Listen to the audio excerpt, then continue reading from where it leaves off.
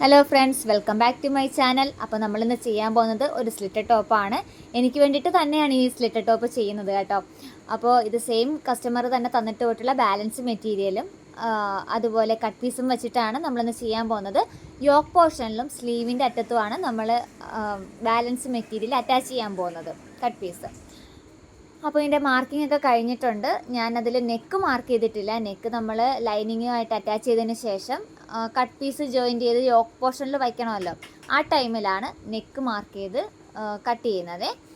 അപ്പോൾ അതുകൊണ്ടാണ് അങ്ങനെ ചെയ്തിട്ടുള്ളത്. സ്ലീവിൻ്റെ അറ്റത്തും നമ്മളൊരു കട്ടിങ് കൊടുക്കുന്നുണ്ട്.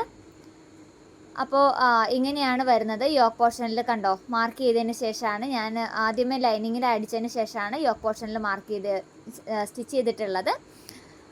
ഓക്കെ, അപ്പോൾ നമുക്കിതിൻ്റെ ഫൈനൽ റിസൾട്ട് ഒന്ന് കണ്ടു നോക്കിയാലോ. എല്ലാവർക്കും ഇഷ്ടപ്പെട്ടിട്ടുണ്ടെങ്കിൽ ലൈക്ക് ചെയ്യണം. എല്ലാവരുടെ അഭിപ്രായങ്ങളെല്ലാം കമൻറ്റിൽ അറിയിക്കണം. അതുപോലെ തന്നെ ചാനൽ ഇഷ്ടപ്പെട്ടിട്ടുണ്ടെങ്കിൽ ഒന്ന് സബ്സ്ക്രൈബും കൂടിയിട്ടൊന്ന് ചെയ്തേക്കണേ.